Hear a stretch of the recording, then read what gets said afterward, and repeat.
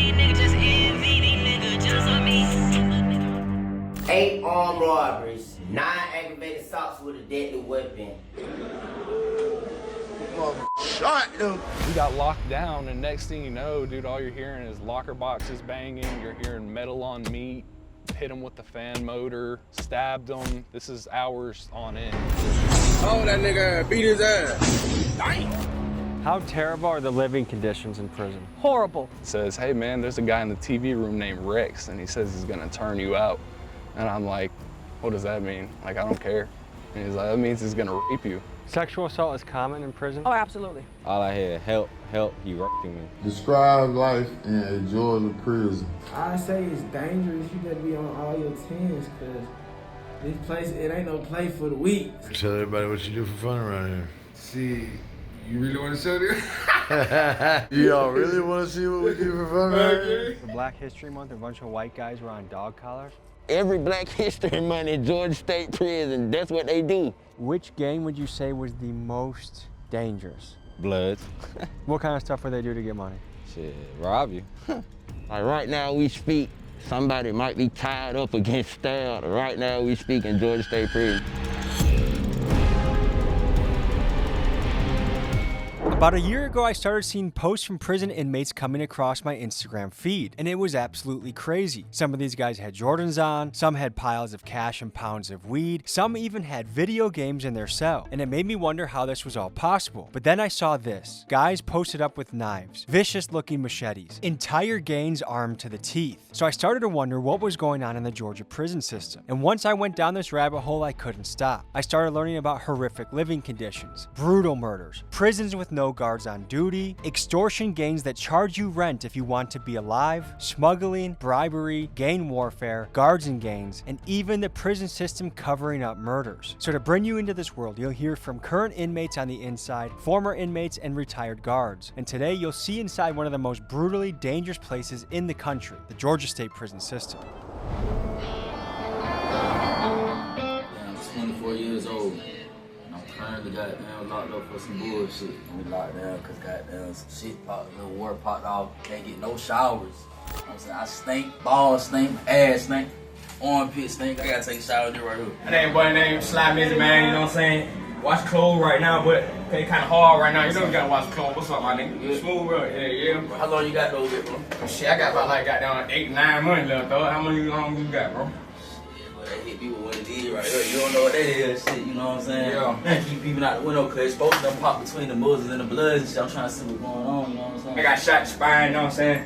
Police shot me, and I had to learn how to walk again. 3.5 years straight, I've been goddamn paralyzed. So being paralyzed, I went through a lot of trial and tribulation, especially with the police, because the police knew I shot some folks. You know what I'm saying? You know, I shot my PO type shit.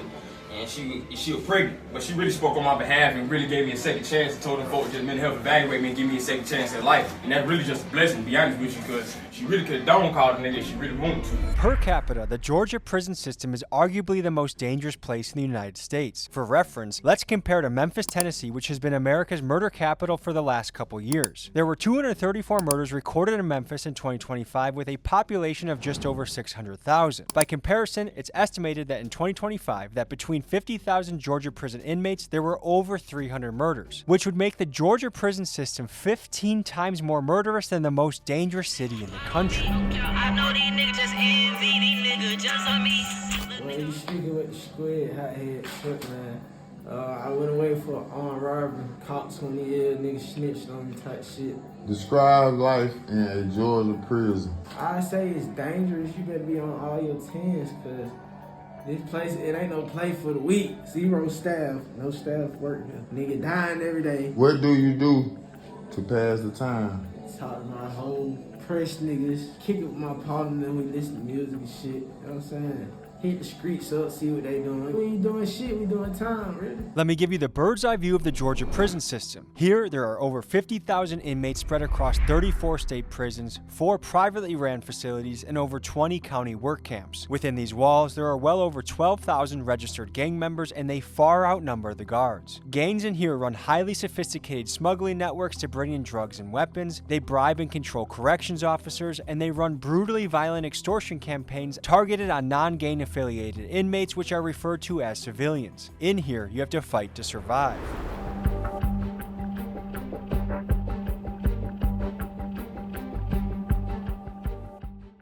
did 5 years. Okay, and what did you serve for? Armed robbery. Where in Georgia did you go to? Marietta, Cobb County. And then you went to prison? Yeah, I went to prison. I went from juvenile. Once I turned 17, I went straight to prison. What was that like? Terrible. Tell me about it. Shit, first year was rough, I ain't gonna lie. You know, everybody, you know, gang bang, they all bloods, you know, trying to rob you, extort you, stab you over some food. You either gonna die about it or you gonna kill them about it. Were you in a gang before juvenile? No, it's not a gang. My name Eman. I did 10 years in Georgia State Prison. And what'd you serve for? Armed robbery and a bunch of other little petty crimes, but I officially went down the road for armed robbery. How would you describe the conditions inside the Georgia State prison system? The conditions in Georgia State Prison are terrible, man. I know for sure that Georgia State Prison is the worst prison in the United States. You went viral for posting videos of your time in there, right? And rapping, posting things that I was doing. You know? Did you post that after you got out? No, I posted while I was in there. Did you get in trouble at all? Yeah, I went to the hole every time. My name is Cody Witt, and I served 5 years. And what were you in for? Armed robbery. Okay. What was it like when you first got to your cell, and what were some of the things you had to do or prove yourself on? So my second day in prison, I'm thinking, man, this is going so smooth, it's awesome. I'm up there with my buddy from Gainesville, and he tells me, he says, hey man, there's a guy in the TV room named Rex, and he says he's gonna turn you out.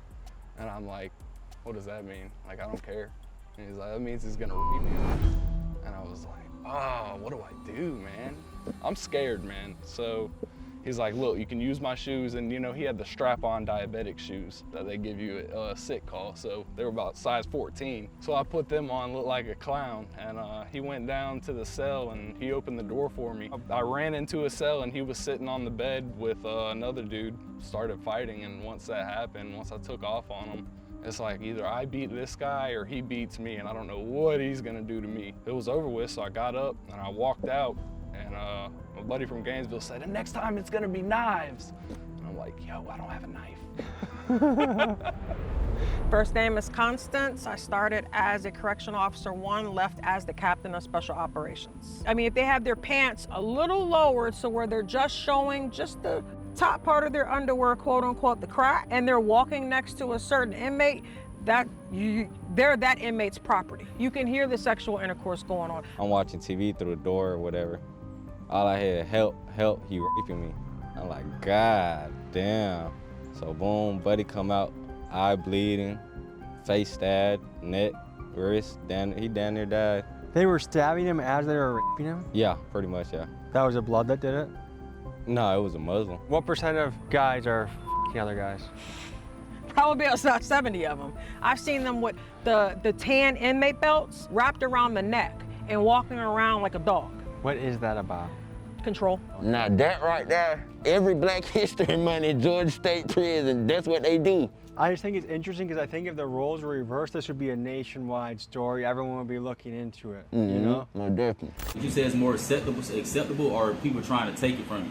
Well, no, it's definitely more acceptable now than back in the day. Are they really against it or they're just putting on like they're against it? There's two ways in everything in this world. Okay, that's it. Okay. And did you go in unaffiliated? I did. I was 18 years old, I was scared. I was roommates with a guy and I saw him getting a lot of money, he was Crip. And he kept asking me, he's like, man, I heard about what you did in G2, man, how you beat that guy and stand on your 10 toes. He's like, man, you ought to get down with us. I'm like, nah, man, that's not me. I saw them getting all this money and having their way, and so I was like, let's run it, man. Did you get jumped in? Yeah, so I had to do 3 minutes with 3 different guys at once in the mop closet. So I got beat pretty bad. So if you drop, they stop the timer and they make you get back up. Holy and shit. you keep fighting. I had 2 black eyes, I had a busted lip, busted nose. All right, so I did 4 years. And what'd you serve for? Armed robbery. That shit Zombieland, that shit fucked up. That shit really fucked up, for real. So did you go in unaffiliated? Did you join a crew? What did that look like? I just went in like me, you feel me? And I just stood 10 toes. Did you feel like you needed to get a knife just to protect yourself? Yeah, everywhere you go, you need a knife. Of all the inmates in there, what percent of them have a knife? Oh, about 90, 95. So basically, you guys want to know how knives made. The knives are usually made like this. You're gonna cut that off of metal, okay? So you can see how it outlined. I have a machete here. That would be the submachine gun. So we're literally gonna cut that, and then once you cut it off, you know, it's shaped into a machete. What you guys are using out there would be a assault rifle. This would be my submachine gun. My name is Tiffany Johnson, and I'm with Georgia Prisons Exposed. With her Facebook page, Georgia Prisons Exposed, Tiffany is on the front lines of getting information out about what's really happening behind bars. It's a place where family members can communicate to check to see if their locked up loved one is still alive. And she also gives inmates a platform to let their voice be heard on things ranging from the AC unit going out during an excessive heat warning, to MRSA and scabies outbreaks, to figuring out whether recent deaths were because of murder or overdose. I've been incarcerated myself. And what was it like behind bars? It sucked. The officers could care less of what's going on with you. Right now, there's an epidemic of stabbings and killings going Yes. on. Are they being covered up? Yes. And are they classifying murders as suicides? A lot of times they do. I know one lady, her son supposedly committed suicide, but when she got the autopsy report back, this bone right here was missing in his neck. And so it could have been strangulation, but he was brutally beaten, and she actually sent me his autopsy photos. I mean, they filleted him like a fish. Do you think a lot of these deaths are covered up? Yes. For example, I worked at Phillips State Prison. It was ruled suicide, but it was in a mental health unit, and the first thing that was done was the logs were checked to make sure that checks were being done properly. Then things were being filled out before medical even came down. Because the first thing the administration is going to say is, let me see your check logs. Paperwork is being forged. So I've heard stories of guys get put in solitary after a fight or a stabbing, and then a guard opens up the door. Yes. The guard that's affiliated with the gang. Yep. And then lets another gang member stab them to death. Yes.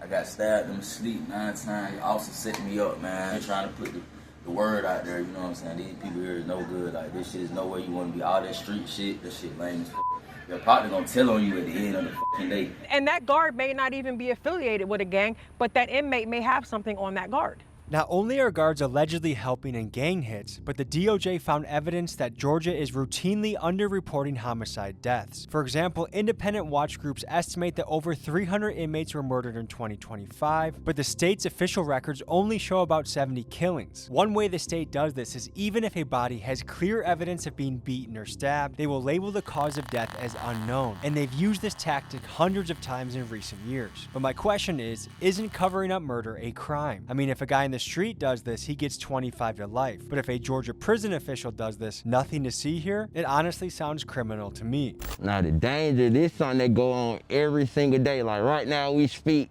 somebody might be tied up against stabbed. Right now we speak in Georgia State Prison. I did my time in a level 5 prison, so 90% of the inmates had life sentences. Because if you have a life sentence, where's there to lose if you stab someone or get in a fight? Nothing. They gonna come and get you if you kill somebody, but 9 times out of 10, the person with the life sentence not gonna care though. What was it like being a white person in Georgia prison?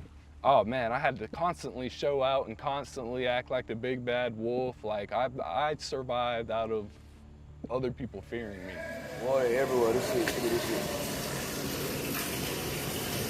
shit. Water, rats, all type of shit. You got water everywhere. Rooms flooded, all type of. Did you feel like you were treated like an animal in there? Hell yeah. Tell me about that. Man, food shitty. They'll even disrespect you feel me? Like, even though they guards, they think they got the privilege to disrespect you, but some people don't give a damn, so they gonna stab the officer or beat the officer, you feel me? You're not gonna wanna miss what I show you next, but first give me 60 seconds to tell you about the sponsor of today's video. Folks, before we get into the video, I gotta tell you about something that allows you to make extra money during your free time. Maybe you're on lunch break from work, or maybe you're taking a big crap. Either way, you could be making money. That brings me to the sponsor of today's episode, Free Cash. When I fire it up on my phone, I see options like animals and coins where I can make 548 bucks. I see fish of fortune. And so what I can do is I download one of these games. Now here's how Free Cash actually works.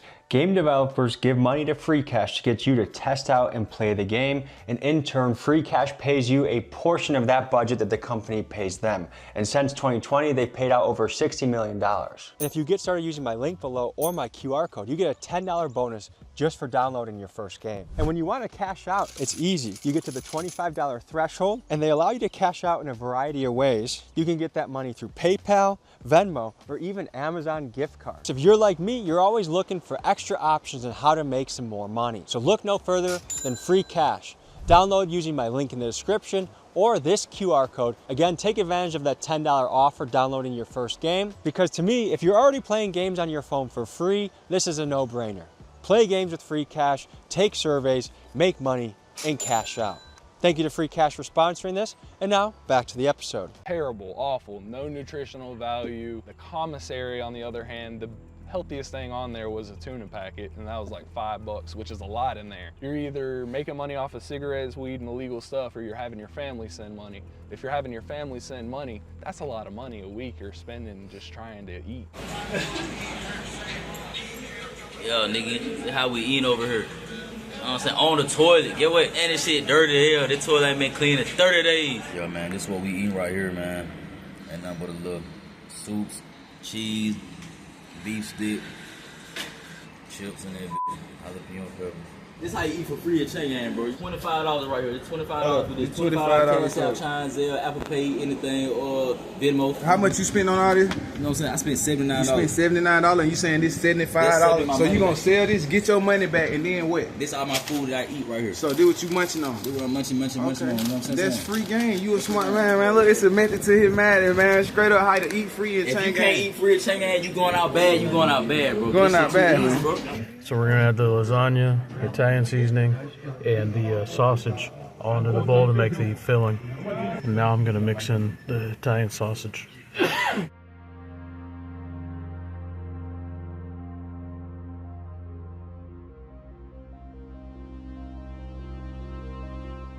How many guards were there for the inmates? 4 out of 4, like 700 people.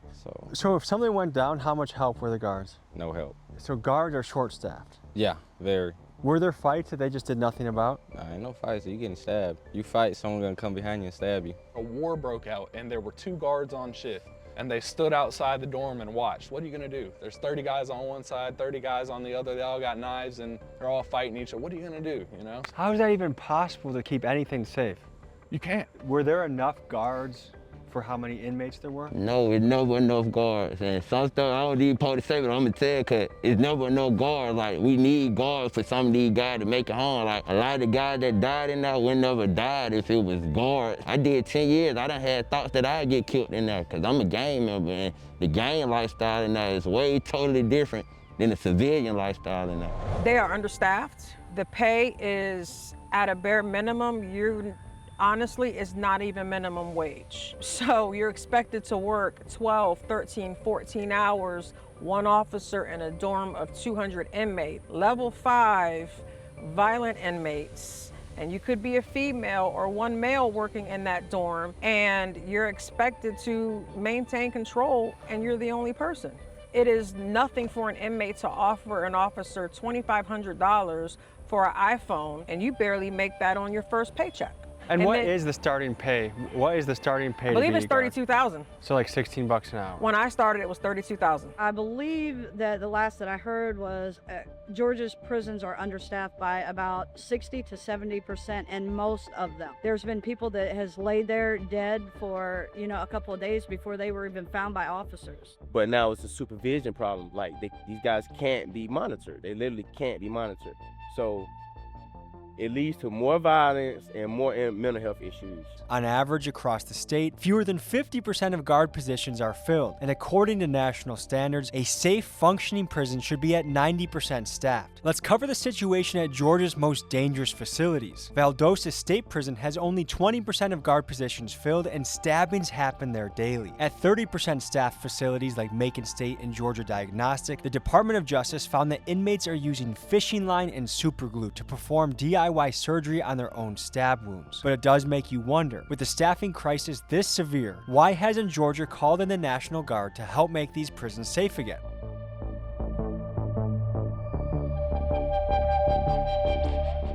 Which gang would you say was the most dangerous?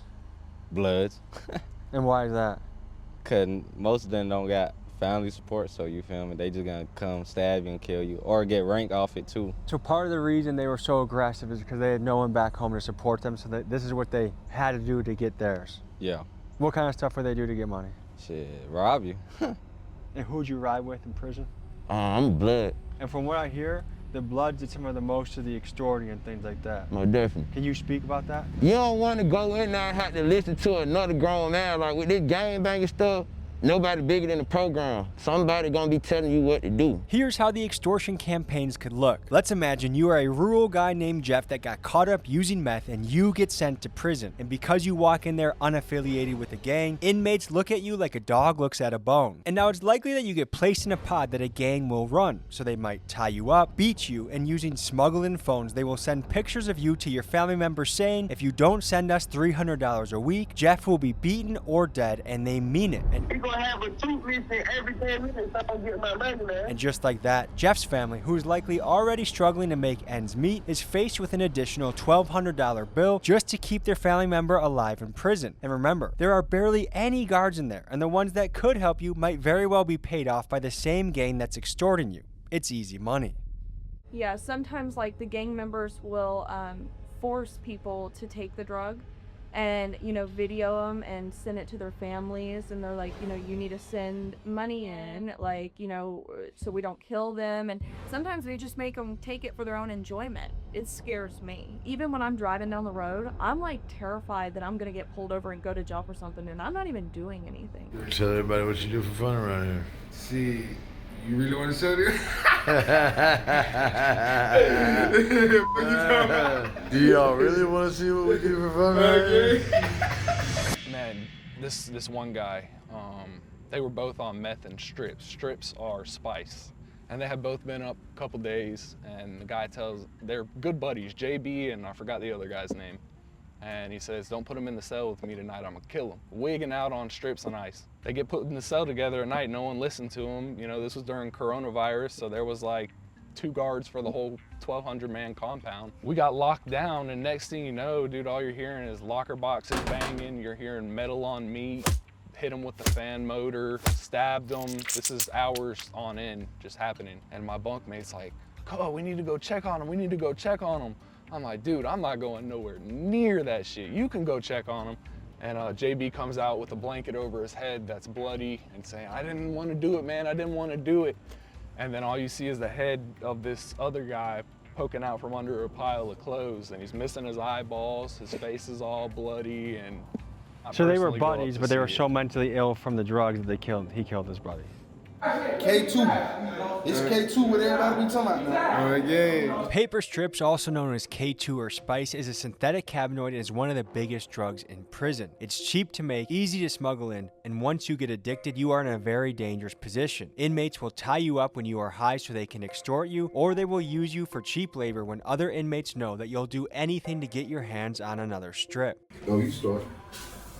You say you went from what? I said now we went from friendship to slavery. Now he's slave. Hey man, this a business, man. Everything a business, bro. Oh yeah. When I call you up here, bro, and you make your money, bro, that shit cool, bro. Yeah. Hey, you already know, man. You know, got my boy in here, cleaning up, gotta get me together.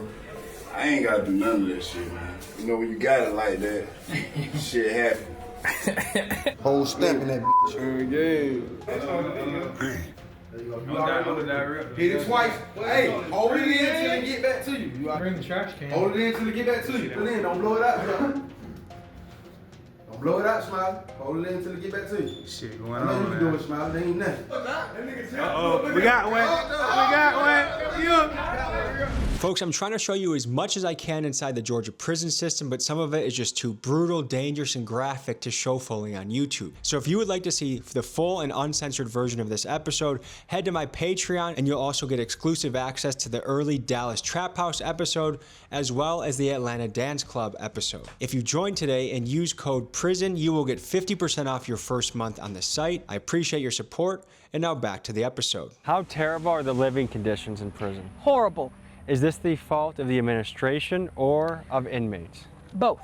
The orderlies are supposed to take care of the basics, you know, the mopping, the cleaning and stuff like that. But No one cares until it's quote unquote inspection time, where the warden walks the compound and checks every dorm. And let's be real, the wardens, I'm gonna be honest, they don't give a damn. They're just trying to figure out which officer they can sleep with. We've heard of people that have been eaten alive by bed bugs and rats. Yes, bed bugs, rats, roaches. I mean, their facilities that they're living in is just disgusting. Her name is Willie Jackson. I went away to prison for 30 years. I went away for murder, armed robbery, and aggravated assault. I remember the first prison that I went to, it was called Georgia State Prison in Reedsville. Every cell in Reedsville was a single man cell. They put 3 beds in the single man room. No matter what we did, you know what I'm saying, the punishment is to serve time in prison. It's not for the guards to beat us. We still have rights. It's worse than what it was when I was there. How are they extorting guards? Female officers are groomed. So it'll start off something simple as, you smell nice today, Miss Jones. Did you do something different to your hair, Miss Jones? And then these women who, some may be lacking self-esteem, some may be lacking, love or companionship that they get at home. They're spending 12 to 13 hours a day with the same group of inmates, are falling for it. And it becomes to meet me in the broom closet. Because if you have one officer working a dorm, there's blind spots everywhere when it comes to cameras. It is nothing for an officer to have sexual relations with an inmate. So how common is it that guards are having sex with the inmates? I'd probably say weekly. We call the local PD for help. Hey, will they be willing to let us in here? Instead of just telling us no, they call back up and say, we can take you to jail for this. So we have to leave, and maybe this is part of the Georgia system that seems to love prison so much. 3 officers? Are you kidding me? Jeez. All right, I'm fine. We're doing a documentary. Okay, so I can do it from the street. We were peacefully, and then we asked for your help, and then 3 cars showed up. No. This is why we come, and we just come to make sure that we are same sheet of music. Do it from the streets. Just so we know the zone. What's the zone that we can't step on? This entire square block. Technically, you can be on the sidewalk. But here's the problem: once you go further, which most people start doing, you say, okay, we're not. Then the difference is you get that closer, and we end up taking you to jail. Public sidewalk is fine. Public sidewalk, but no further. Did you guys find that to be an unreasonable response for a polite request? Well, we live here, so it's an everyday response to us, and that's just the college campus police. That's not even real police. That's not even the police. We're setting up for our second shot, and again, we called the police for help to see if they would, politely, could we get in? And look, they have a sentry post monitoring us now. And it makes you wonder, why did I even bother calling them in the first place for help if this is how it was going to turn out? Should just did it on our own, right? Folks, we're here in Georgia on a covert mission. We're about 3 minutes away from one of the deadliest prisons in the country, Coastal State Prison. We're talking about a prison where people get stabbed, they get murdered, guards get caught smuggling contraband. This is a place with very serious problems. It's nighttime, it's Georgia, we're approaching a prison. We're probably gonna be met with resistance by the security. What we're gonna try and do is infiltrate as far as we can to get an idea of what this place looks like. Because I'm just thinking, we all live in this safe little bubble, and there's these places that are absolute gladiator schools that people get locked up at. To wonder why this is happening in 2026, where we're supposed to have humane prisons for people. I would say this is a violation of human rights. What's really nuts right now is to be only feet away from a place that I know there's people in there right now getting extorted. There's family members from the outside having to send money in just for them to have a bed or not die. Yeah, man, we got these boys downtown down there, motherfucker. These boys at Garnett Station. But ain't nobody shot. 2025, we got niggas sleeping in the mat. And it makes me wonder, if I was a state senator here, or even the warden of this prison, would I not send in the National Guard or do something? An emergency is happening in here. There are more murders happening in the Georgia prison system than in the most murderous city in America, Memphis, Tennessee. What will it take for state government to step up and care and do something about this? Whether someone in there is a murderer for whatever crime, these are people that are supposed to receive human rights. Folks, most of the footage you're gonna see in this episode are from inmates that are working with us that wanna share their experience, and they're doing this at great risk. But I did wanna see one of the more dangerous ones with my own eyes to get a feel for what we're working with here. All right, folks, we are at the Georgia State Capitol. I wanted to make sure these politicians know exactly what is happening in their prison system so that there can be an attempt to change it. I'm giving each of them a letter that includes things like, in 2024, 330 people died while incarcerated in Georgia, which is more murderous than the most murderous city in America, pound for pound, by a lot. And then I enclose a few shocking photos so that they can understand the magnitude of what's going on. And guys, these 5 senators that we're delivering this to, I'm not attacking them. They have so much on their plate. They are busy guys. There's a lot of responsibility they have to handle. I hope that these photos are shocking enough that this goes to the top of their to-do list, which I'm sure is considerable. So anyways, we're gonna go in here and see if we can meet some of them. What are you here for? To meet a few of the senators. Sir, could I show you what's happening in the Georgia prison system? Big epidemic in violence right now. So this is pretty commonplace, guys with crazy machetes. I was a deputy with Fulton County. So oh, that place is... I worked the jail, so I know exactly. I just talked to Labat today on the phone briefly. That's the sheriff, right? Yeah, yeah. You have a stomach for tough things to see? This is a white inmate who I guess in Black History Month, they walk him around like dogs and threaten with knives and extort. This is an inmate who got carved up with a hot knife until he died. This guy got flayed like Hannibal Lecter style. Wow. And this has been going on for a couple of years. And as a former jail deputy, what do you think about the Georgia prison system? Certainly needs to be revamped. Yeah. For sure. You know, I mean, there's a lot of stuff that goes on that needs to be addressed big time. I mean, it's something that's been going on for a while. It's terrible what's going on. When I worked there, we were totally understaffed. You are highlighting one of the key problems, which they're staffed at about 30% right now. So it's almost impossible for them to run a tight ship. So they need an extreme hiring measure or things are going to get worse. But I know you're busy, sir. All right. Enjoy your Good day. talking to you. Thank you. Hey there. Trying to meet with Senator Bearden. Impromptu, of course. Yeah, he's not in the office. Okay, can I leave him a little note or something to look at? Okay, I'm just going to write his name on it. We're doing a piece on the prison system. I know he worked on some of that. Prison system? Yeah. You said, Senator Bearden, please check this out. The situation is dire. Also would love to interview you. Blur out my number, please. Thank you. Thank you. Knock, knock. So right now they're out of session, which means some of them are back in their own jurisdiction, and then they come to the Capitol to do state work. These are photos that cannot be ignored once you've seen them. Okay, on to the next. Okay, well, can't get in, doing the next best thing. Here we go. On to the next.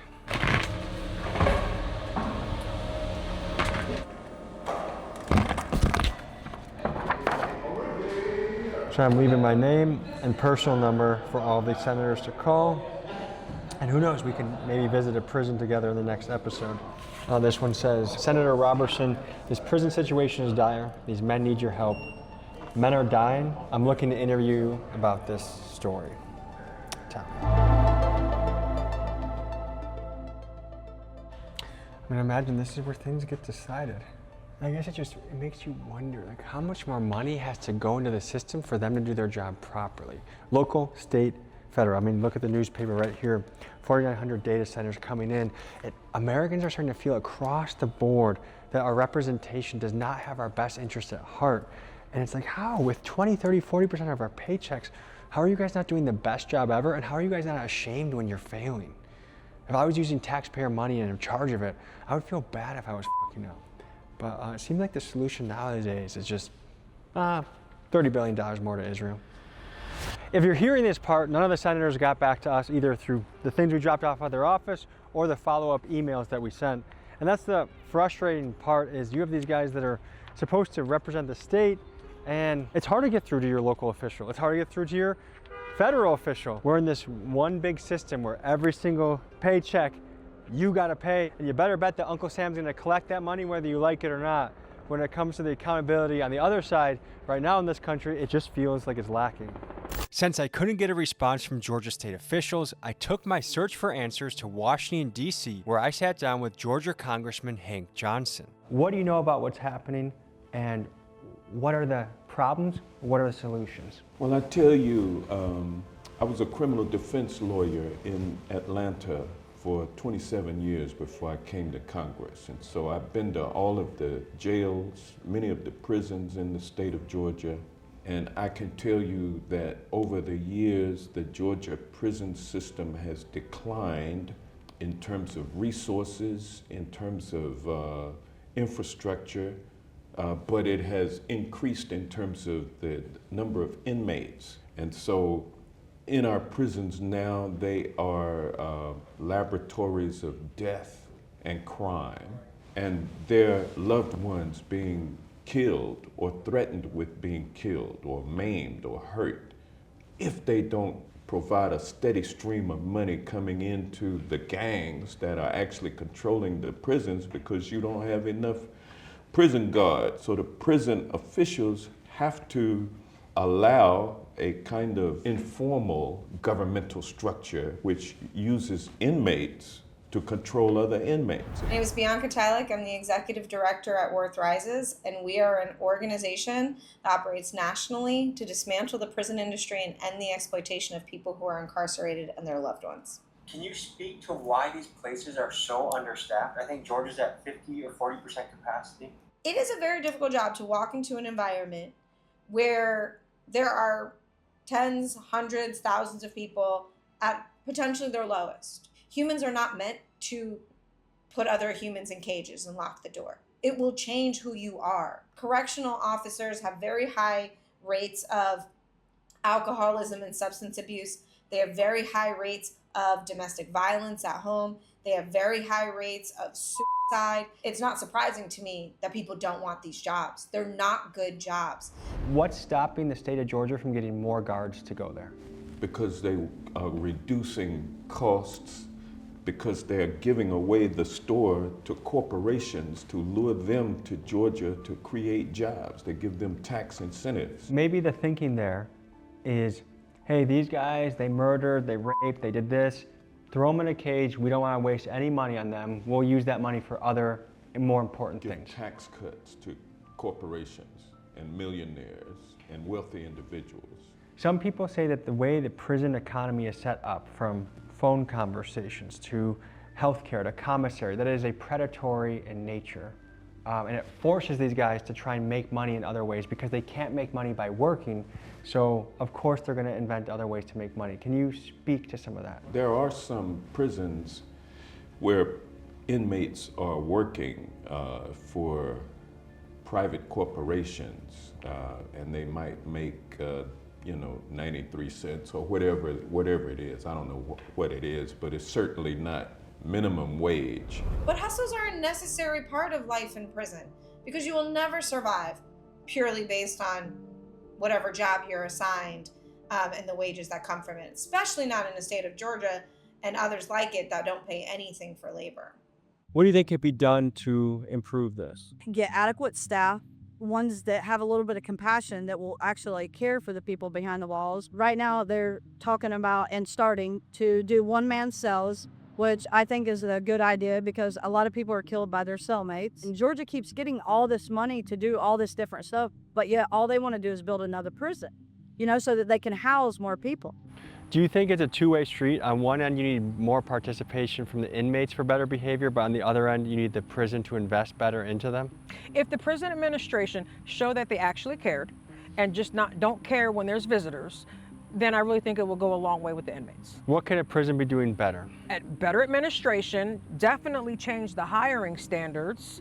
Let's get them paid a little bit more, because officers aren't going to care if they're making $16 an hour. You can go to McDonald's and make more than that and work overtime. So definitely pay the officers better. Have a different way of how you hire them. With the inmates, start talking to the inmates. Don't just see what they need. Hey, you've been here for 5 years. You have a 15-year sentence. Let's start getting you into different programs. Let's just not put them in mental health classes and dope them up. Actually teach them something, because eventually they are going to get out, and what's going to happen. They're gonna be right back to where they came from because they don't know no better and they haven't learned anything.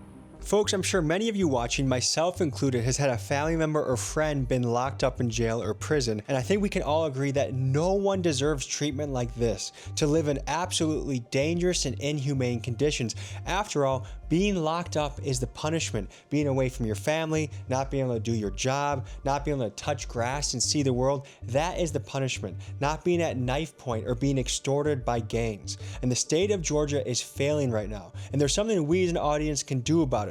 So I have put top state officials that are responsible for this in the description of this video, their names, their contact information. I encourage you to call their office, email them, and let them know you want things to change. Because after all, this is a massive human rights violation, and I'm surprised there's not a massive civil rights lawsuit. And what this lawsuit will cost one day will be far greater to the taxpayer than if the state of Georgia simply raises pay for guards and hires more of them. So I encourage you to use your voice and contact these officials, because man, no one deserves to live like this. I'm not saying a murderer should have filet mignon in prison, but you shouldn't be afraid of being stabbed in your sleep. That's just ridiculous.